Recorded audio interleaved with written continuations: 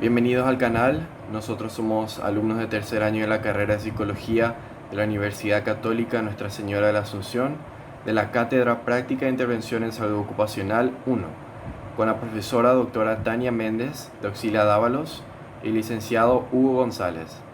Este canal fue creado para dar a conocer el contenido teórico referente a la salud ocupacional y el rol de los psicólogos en el ámbito. Se expondrán conceptos referentes al trabajo humano, la higiene ocupacional, procesos psicosociales y legislación ocupacional laboral.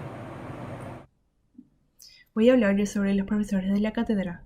La profesora Tania Méndez se recibió como psicóloga por la Universidad de San Pablo, Brasil. En esa misma universidad hizo un posgrado en psicología social y prosiguió sus estudios en la Academia Canon hasta que se mudó a Asunción en 1991. En Paraguay, a partir de 1996, se dedicó especialmente a los siguientes ámbitos: asesoría metodológica y formal de tesis de grado o de posgrado para distintas carreras y en modo privado, revisión metodológica y formal de tesis de grado o de posgrado en la Universidad Autónoma de Asunción, capacitación de docentes en metodología de la investigación en la Facultad de Ciencias y Tecnología de la Universidad Católica para docentes universitarios, en la Universidad Autónoma de Asunción, en la Universidad del Cono Sur de las Américas y en el Colegio Santa Clara para docentes de enseñanza secundaria. Se dedicó también a la organización y dirección de departamento de investigación en la Universidad Autónoma de Asunción, también a la docencia universitaria en la Universidad Católica, en la Universidad Autónoma, en la UNIDA, en la UNE y en la ICE. De metodología de la investigación, de psicología en cursos de grado o posgrado, de ética y bioética en cursos de grado. También se dedicó a la docencia universitaria en la Universidad Católica, en la Universidad Autónoma, en la UNIDA, en la UNE y en la ICE. De metodología de la investigación en cursos de grado o posgrado, de psicología en cursos de grado o posgrado, de ética y bioética en cursos de grado, de difusión científica a través de redacción de trabajos científicos, artículos, material didáctico y libros, y organización de eventos científico-culturales, con 3 jornadas nacionales de investigación y una jornada internacional desde el CONACYT. Ahora pasamos al otro profesor de la cátedra. Hugo González es un psicólogo y docente universitario, con conocimientos en construcción de instrumentos y evaluación y medición en ciencias sociales y humanas, manejo y análisis de datos estadísticos para la investigación, informes de gestión, tutoría metodológica y estadística de investigaciones de grado y posgrado. Realizó su formación en los siguientes lugares: en la Facultad de Filosofía de la UNA, como licenciado en Psicología en la especialidad clínica, en la Facultad de Ciencias Económicas en Didáctica Universitaria. En la Universidad Americana realizó un máster en Educación con énfasis en docencia universitaria. También realizó un curso de inducción para tutores virtuales, un curso de nuevas tecnologías en entornos virtuales. En la Sociedad Hispana de Investigadores Científicos de Perú realizó un curso para tutoría de tesis, un curso de validación de instrumentos de medición documentales, un curso de análisis de datos aplicado a la investigación científica, seminarios de investigación para la producción científica, curso de técnicas de muestreo estadístico en la investigación, en la Organización de Estados Iberoamericanos para la Educación. Realizó el curso Ciencia, Tecnología y Sociedad. Experiencia laboral. Trabajó en la Universidad Católica Nuestra Señora de la Asunción como profesor encargado de cátedra en el Seminario de Construcción Científica de Instrumentos de Evaluación y Diagnóstico de la carrera de Psicología. También fue profesor encargado de cátedra de la materia Prácticas de Intervención Institucional en la misma carrera. Fue tutor y evaluador de tesinas de grado, profesor y tutor de la Dirección de Posgrado e Investigación y director del Departamento de Psicología de la Facultad de Filosofía y Ciencias Humanas. En la Universidad Americana fue encargado de cátedra de Psicometría 1, 2 y 3 y 4. Fue también profesor encargado de cátedra de técnicas de recolección de datos. Fue profesor encargado de cátedra de Psicología Experimental 1, 2 y 3. También fue profesor y tutor de tesis de grado en la Universidad del Cono Sur de las Américas. Fue profesor encargado de cátedra en metodología de la investigación científica. Fue profesor encargado de cátedra también en teoría y técnica psicométrica 1 y 2 y profesor encargado de cátedra en la materia psicología experimental. En Ande fue psicólogo de recursos humanos, encargado de selección y evaluación del personal, estadísticas de recursos humanos, informes de gestión y perfiles de puestos de trabajo. Hola, primero que nada les saludo y me presento. Yo soy la alumna Belén Hut. A mí me tocó el tema de salud ocupacional, entonces yo voy a empezar primero a hablarles sobre lo que es la salud ocupacional en sí, la definición, luego voy a ir hacia los objetivos y por último les voy a explicar un poco de cómo funciona en la actualidad la salud ocupacional. Adelante.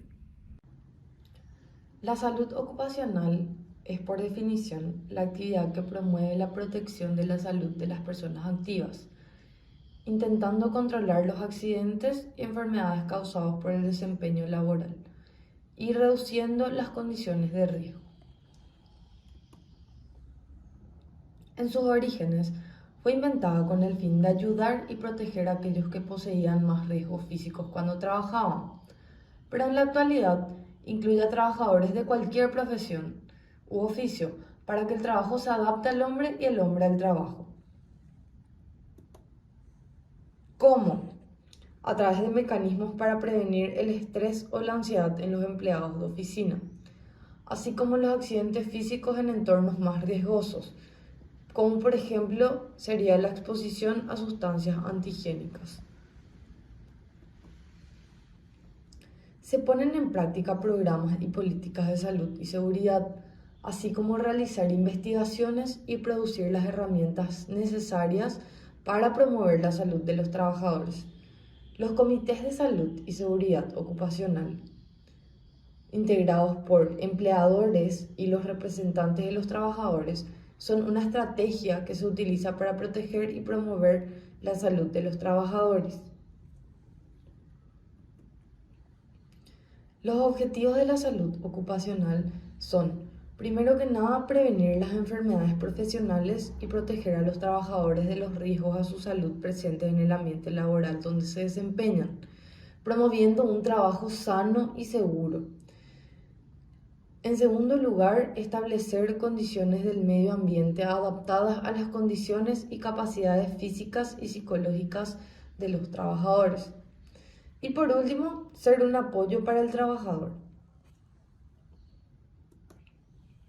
A nivel mundial, los 3 problemas más comunes de salud ocupacional físicos son el dolor de espalda con un 37% de porcentaje, la pérdida de la audición con un 16% y por último las enfermedades respiratorias o enfermedades de la piel con un 13%.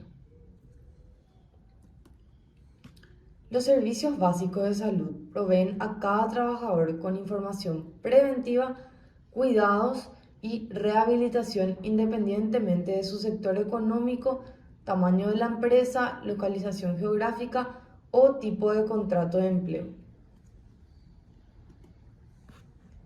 Los trabajadores informales están desprotegidos generalmente y reciben poco o ningún servicio básico de salud. Hola, mi nombre es Andrea y hoy vengo a hablarles sobre una actividad cotidiana y universal, el trabajo.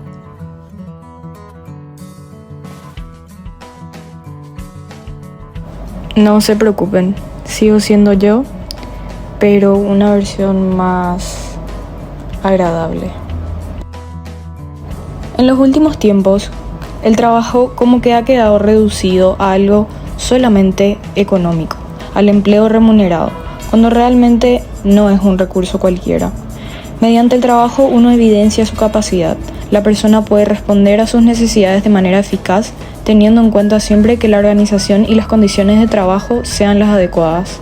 Cuando no es así, genera pobreza, exclusión y desigualdad. Pero también puede acarrear insatisfacción, desesperación y sinsentido. Entonces, ¿qué es el trabajo? El trabajo representa toda actividad realizada por el hombre con el propósito de producir bienes y servicios que le permitan satisfacer sus necesidades y las de los demás. La Organización Internacional del Trabajo define al trabajo como el conjunto de actividades humanas, remuneradas o no, que producen bienes o servicios en una economía, o que satisfacen las necesidades de una comunidad o proveen los medios de sustento necesarios para los individuos. La Organización Internacional del Trabajo es la agencia especializada de la ONU que se encarga de las cuestiones relacionadas con el trabajo en el mundo. Entre sus objetivos principales se encuentra fomentar los derechos laborales, estimular oportunidades dignas de empleo, mejorar la protección social y reforzar el diálogo en cuestiones relacionadas con el trabajo. Cabe destacar que la Organización Internacional del Trabajo nos habla del llamado trabajo decente, que es un concepto que busca expresar lo que debería ser en el mundo globalizado un empleo digno. La Organización Internacional del Trabajo impulsa este concepto desde el artículo 23 de la Declaración Universal de los Derechos Humanos, el cual manifiesta que toda persona tiene derecho al trabajo, a la libre elección de su trabajo, a condiciones equitativas y satisfactorias de trabajo y a la protección contra el desempleo. Toda persona tiene derecho, sin discriminación alguna, a igual salario por trabajo igual. Toda persona que trabaja tiene derecho a una remuneración equitativa y satisfactoria, que le asegure, así como a su familia, una existencia conforme a la dignidad humana y que será completada en caso necesario por cualesquiera otros medios de protección social. Para que exista trabajo decente, un requisito indispensable son los principios y derechos fundamentales en el trabajo. Estos son valores mínimos, universales, aplicables y exigibles a todos los países independientemente de su nivel de desarrollo. A continuación, hablaremos un poco de estos derechos y explicaremos cada uno de ellos. Primero, se menciona el derecho a la libertad de asociación, la libertad sindical y el derecho a la negociación colectiva. El respeto de este derecho se expresa en tanto los trabajadores como los empleadores tengan derecho a organizarse para defender sus intereses y a dialogar. Seguidamente encontramos la abolición del trabajo forzoso, el cual sostiene que ninguna persona debe ser forzada a trabajar contra su voluntad. También se habla de la erradicación del trabajo infantil, el cual se expresa en que los niños, las niñas y las personas adolescentes no sean víctimas de explotación laboral y que tengan oportunidad de recibir educación para así tener un futuro mejor. Por último, encontramos la eliminación de toda forma de discriminación en materia de empleo y ocupación, es decir, que en el lugar de trabajo ninguna persona sea discriminada porque es mujer u hombre, porque tiene una discapacidad, porque es muy joven o mayor, o bien porque pertenece a otro grupo étnico, entre otras formas de discriminación. Y así concluimos con nuestro video educativo sobre el trabajo humano. Al final del video encontrarán las referencias. Muchas gracias por su atención.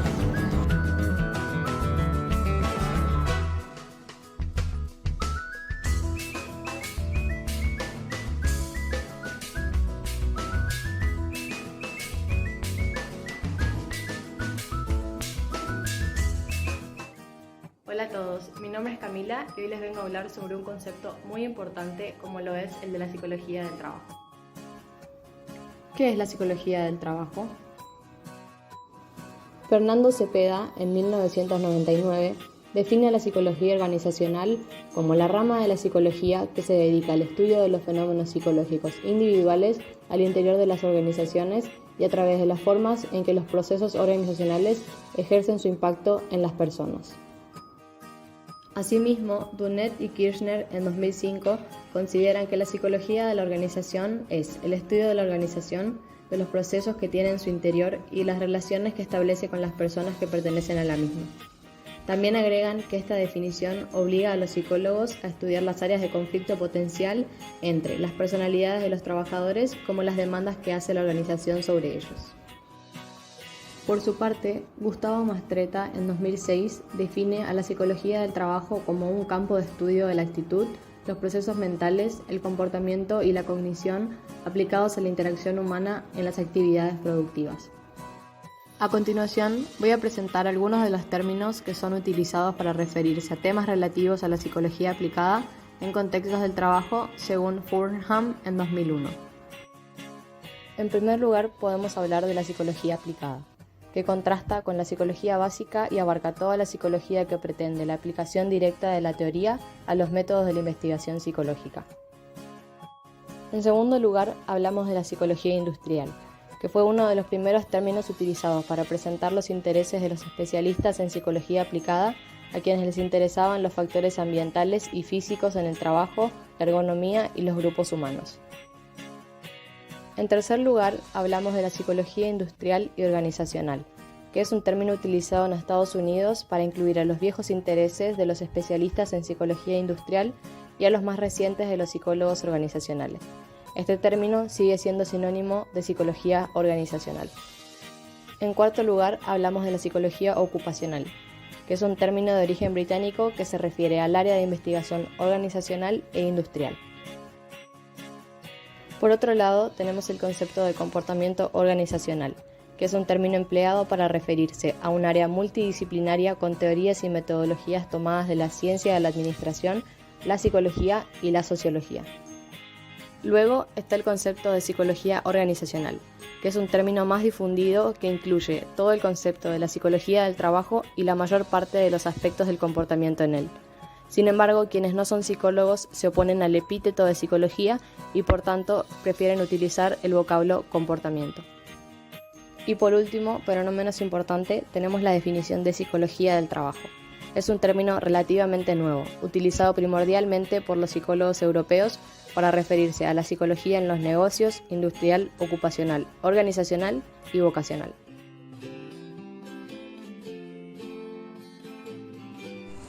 Hola, yo soy Patricia y hoy les traigo un tema súper importante y súper interesante, que es la salud e higiene ocupacional. Vamos a conocer más sobre eso. ¿Listos para aprender más sobre salud e higiene ocupacional? ¿Qué es la higiene ocupacional? Está relacionada con las condiciones ambientales de trabajo que garantizan la salud física y mental de las personas. Su bienestar es importante. Los principales elementos del programa de higiene laboral están relacionados con aplicación de principios de ergonomía. Esto incluye máquinas y equipos adecuados a las características humanas, mesas e instalaciones ajustadas al tamaño de las personas, herramientas que reduzcan la necesidad de esfuerzo físico humano. Ambiente físico de trabajo. Esto implica iluminación, una luz adecuada a cada tipo de actividad, ventilación, remoción de gases, humo y olores desagradables, así como la eliminación de posibles generadores de humo o empleo de máscaras. Ambiente psicológico de trabajo. Esto incluye relaciones humanas agradables, tipo de actividad agradable y motivadora, estilo de gerencia democrática y participativa, eliminación de posibles fuentes de estrés.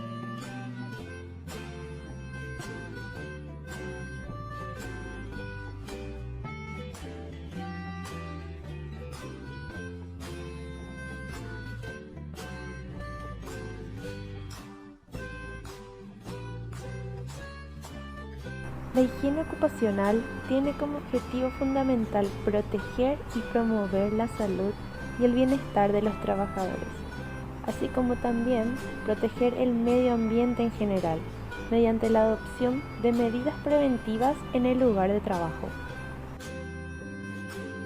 Los objetivos de la higiene son eliminar las causas de las enfermedades profesionales, prevenir el empeoramiento de enfermedades y lesiones, así también mantener la salud de los trabajadores, como ya lo hemos mencionado. Podemos lograr estos objetivos mediante la educación de todos los miembros de la empresa, indicando los peligros existentes y enseñando cómo evitarlos, así también manteniendo constante estado de alerta ante los riesgos existentes en la empresa. Muchas gracias por su atención.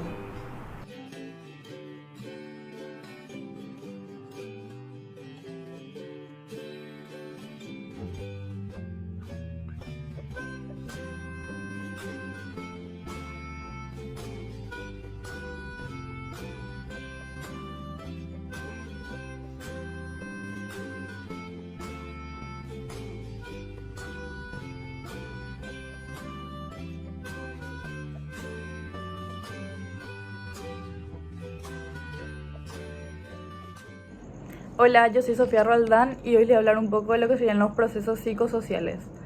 Para comenzar voy a dar una pequeña introducción de lo que serían estos procesos. Son procesos sociales que trascienden a los individuos y a los grupos, pero que influyen en ellos, como los que se originan como consecuencia de las estructuras de estatus y poder, de las normas, de las costumbres, de los valores culturales compartidos y los medios de comunicación, entre otros. Lo que hacemos, sentimos y pensamos, todo esto depende de nuestras características individuales y de la situación en la que nos encontramos como seres humanos. Y debido a que somos una especie sociable por necesidad, contamos con una serie de motivos básicos, especialmente el de pertenencia, que nos impulsa a vincularnos con otros seres humanos y a evitar el rechazo social de ellos. Los seres humanos también se adaptan a su ambiente por medio de la integración en medios de interacción social. Esto significa de persona a persona. Está demostrado que las personas socialmente integradas son las que sobreviven mejor, siendo mucho más felices y sin preocupaciones. Fisker es una profesora del Departamento de Psicología que aporta algunos datos sobre el tema, que dice que los varones viven más años teniendo más vínculos sociales, es decir, estando casados o mantienen contacto con la familia externa o con amigos, pertenecen a un grupo social y tienen otras afiliaciones formales e informales. Y este beneficio de los vínculos sociales también se da en caso de las mujeres, aunque no es tan pronunciado como el de los hombres. La sociabilidad a través del grupo.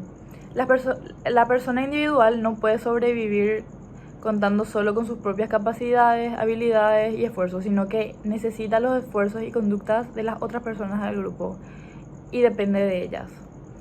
Su complemento es la identificación social, proceso por la que la persona incluye a su autoconcepto a los miembros de su grupo cuando percibe y acepta su pertenencia a su categoría común, como se conoce como endogrupo. No obstante, las relaciones entre la persona y el grupo no siempre son positivas, también pueden haber relaciones negativas. Los psicólogos sociales distinguen 4 grupos de procesos psicosociales, que son el individual, el interpersonal, el grupal y el social. Voy a explicar estos 4 grupos comenzando con el individual, que se lo llama proceso individual porque tiene lugar dentro del individuo, pero siempre con una referente social. Son procesos individuales, pero en todos ellos intervienen otras personas, bien sea como objeto de nuestro pensamiento o sobre nuestras emociones o comportamientos. Por lo tanto, los procesos individuales son también procesos sociales porque el referente son otras personas. El proceso interpersonal son los que se producen por la influencia mutua entre 2 o más personas. Para que un proceso se considere interpersonal, los individuos implicados deben estar relacionándose entre sí como personas individuales, no como miembros de un grupo. Luego está el grupal, son procesos que tienen lugar dentro de los grupos, como el liderazgo, la cohesión, la holganacionería social y el pensamiento del grupo. Y también cuando los grupos se relacionan con otros, relaciones que muchas veces provocan un conflicto entre ellos mismos. Y por último está el proceso social, que son los motivos sociales, son aquellos procesos psicológicos que mueven a las personas o las impulsa a pensar, a sentir, a actuar en una dirección determinada en situaciones que implican otras personas. Los motivos sociales son el recurso fundamental del que disponen las personas para manejar las situaciones a las que se enfrentan a lo largo de su vida. Y la identidad social es la parte del autoconcepto individual que deriva al conocimiento de la pertenencia a un grupo social y junto con el significado emocional y valorativo que conlleva dicha pertenencia. Hola a todos, yo soy la alumna María Beatriz Pompa y les voy a hablar sobre los riesgos psicosociales. Primeramente vamos a hablar sobre su definición, sus factores y clases, así también como los conflictos laborales como riesgos psicosociales, el impacto de los conflictos laborales psicosociales entre trabajadores, empresas y terceros, y los riesgos psicosociales y grupos laboralmente discriminados. Los riesgos psicosociales laborales son situaciones laborales que tienen una alta probabilidad de dañar gravemente la salud de los trabajadores, ya sea física, social o mentalmente. Estos son riesgos reales, bien sea que se evidencien inmediatamente, mediano o largo plazo, y son tan determinantes como los riesgos físicos, los accidentes y las enfermedades derivadas del trabajo.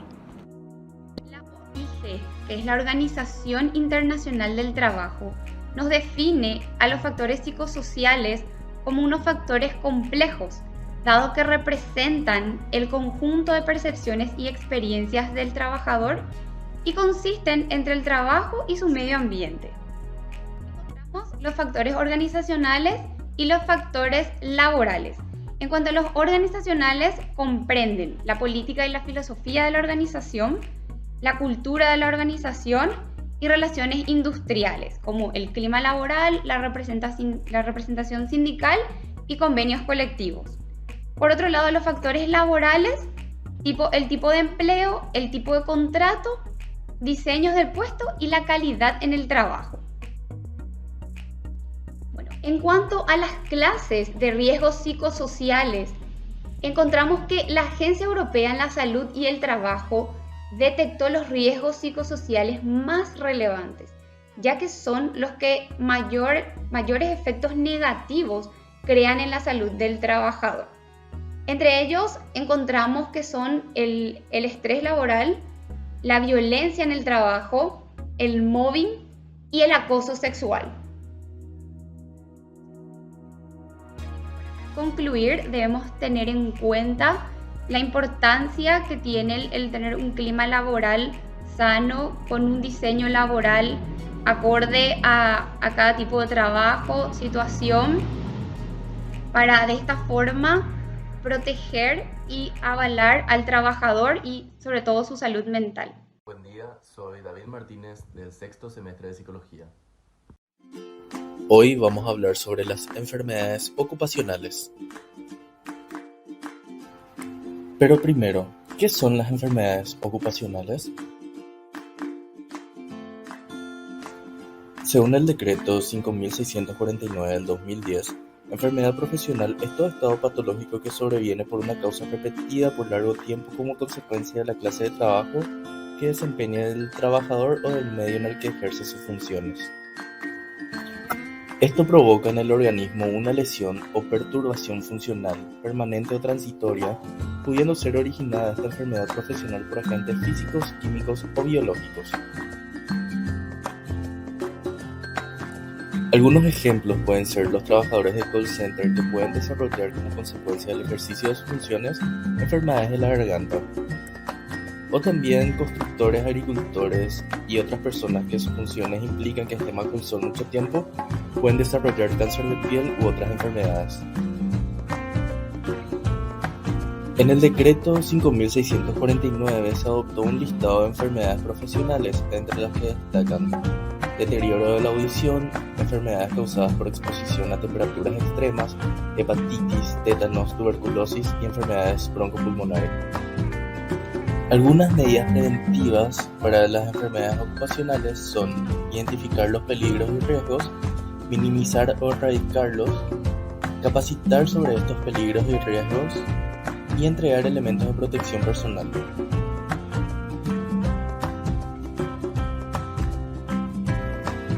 Es importante conocer los peligros y riesgos a los que están expuestos los trabajadores en sus centros de funciones. Solo así vamos a poder conocer qué tan propensos se encuentran ante alguna enfermedad, y para esto es necesario involucrar a todos los trabajadores de la empresa, porque son ellos quienes conocen directamente los agentes a los cuales están expuestos. Una vez que se identifican los peligros y riesgos, se tiene que tratar de minimizarlos o erradicarlos completamente. Para esto es necesario contar con un programa de seguridad y salud en el trabajo que se encargue de la vigilancia de la salud de los trabajadores, con la finalidad de alertar cualquier cambio en su estado de salud.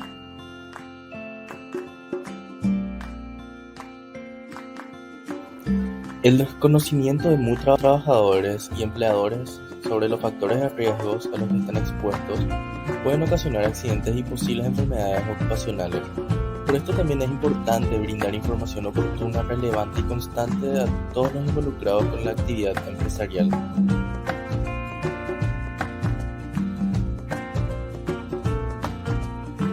Existen casos en los que la actividad de trabajo misma implica un riesgo, por ejemplo, las personas que trabajan en depósito. En estos casos es importante que se entregue a los colaboradores elementos de protección personal que los ayudarán a que el agente de riesgo no genere ninguna enfermedad o ningún tipo de peligro.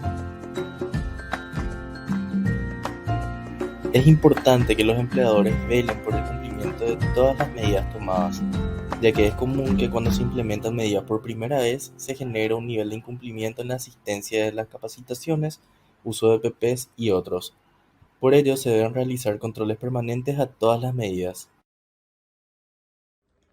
Hola, yo soy Camila Mendoza y les voy a estar hablando sobre Legislación Nacional para Enfermedades Ocupacionales y Laborales. Legislación Nacional para Enfermedades Ocupacionales y Laborales. Ley número 5804 establece el Sistema Nacional de Prevención de Riesgos Laborales.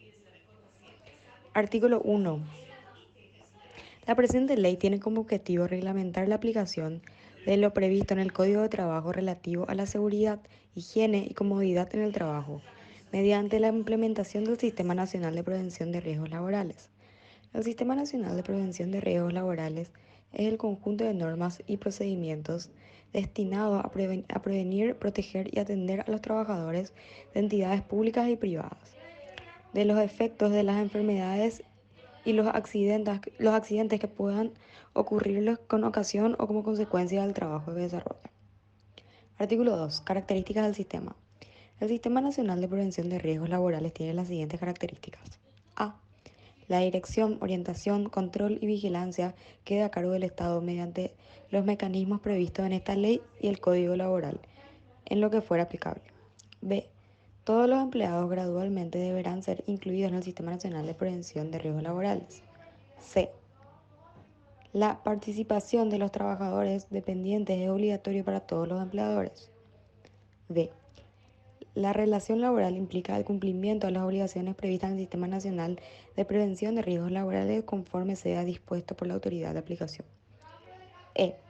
Los empleadores y trabajadores afiliados al Instituto de Prevención Social o a cualquier otro fondo o caja previsional o de seguridad social a la vigencia de la presente ley harán parte del Sistema Nacional de Prevención de Riesgos Laborales que por esta ley se organiza. Artículo 3. Objetivos del Sistema Nacional de Prevención de Riesgos Laborales. El Sistema Nacional de Prevención de Riesgos Laborales tiene los siguientes objetivos. A.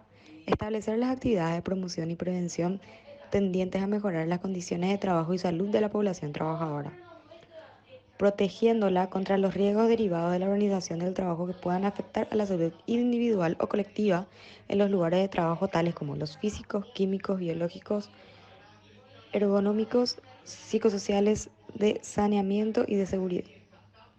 B. Reglamentar las obligaciones frente a las contingencias de accidentes de trabajo y enfermedades profesionales. C. Fortalecer las actividades tendientes a establecer el origen de los accidentes de trabajo y las enfermedades profesionales y el control de los agentes de riesgo ocupacionales. D.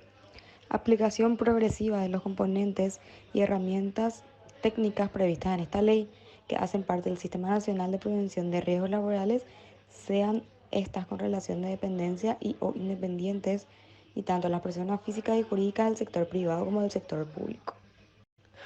Artículo 4. Definiciones. A efectos de la presente ley se entenderá por A. Prevención, el conjunto de actividades adoptadas por la empresa con el fin de evitar o disminuir los riesgos derivados del trabajo. B. Riesgo laboral, a la posibilidad de que un trabajador sufra un determinado daño derivado del trabajo. C. Daños derivados del trabajo, a las enfermedades, patologías o lesiones originadas por la actividad laboral de manera directa o indirecta. D. Riesgo laboral grave e inminente, a aquel que se materialice en un futuro inmediato y pueda suponer un daño grave para la salud y o integridad de los trabajadores.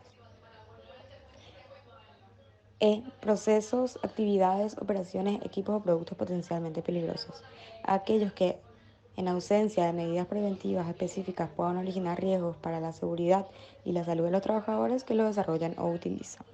Hola, mi nombre es Meirún, soy alumna de Psicología del sexto semestre y hoy les voy a hablar un poco de lo que serían los factores psicosociales de riesgo y la manera de medirlos. Y para eso tengo que comenzar con la definición. Cuando nos referimos a factores psicosociales de riesgo, hablamos de condiciones laborales que tienen una probabilidad de generar afecciones sobre la salud y el bienestar de los trabajadores. Y estos pueden desencadenar cosas como tensión, estrés, entre otras aflicciones. Que puede ser también un factor psicosocial, la violencia laboral, el mobbing, el acoso laboral, acoso sexual y la inseguridad contractual.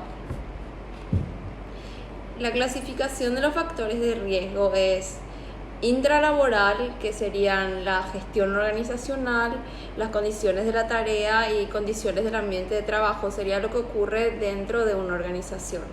Después tenemos los factores extralaborales, que sería el tiempo de desplazamiento de un lugar a otro, o sea, de la casa al trabajo y la manera en la que se desplaza, las características de la vivienda, accesos a los servicios de salud, entre otros. Y luego los factores individuales, que serían el sexo, la edad, la escolaridad y hasta el cargo. Los factores medimos por medio de cuestionarios de riesgo psicosocial. Existen dos tipos de cuestionario. La forma A, que es la que se aplica a los trabajadores que están en una posición de jefatura, profesionales o técnicos, contiene aproximadamente 123 ítems y tiene una duración aproximada de 58 minutos. Y la forma B, que se aplica al resto de los trabajadores con cargos auxiliares o operarios. Tiene 97 ítems y una duración de 63 minutos en promedio por participante. Estos tiempos, al ser tomados de manera grupal, se hacen más largos, o sea, tienen tendencia a prolongarse. Entre herramientas de evaluación, algunos test que les puedo citar sería el Copenhagen, el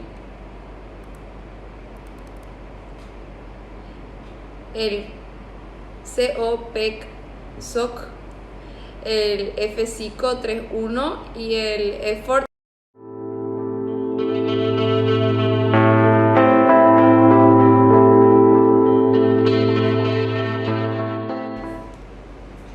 Adentrándonos un poco más en lo que sería la manera en la que se aplican estas baterías, sería comenzando obviamente por una presentación del examinador donde se presenta con su nombre y su profesión, luego explica más o menos de qué se trata el cuestionario y cuál sería su fin.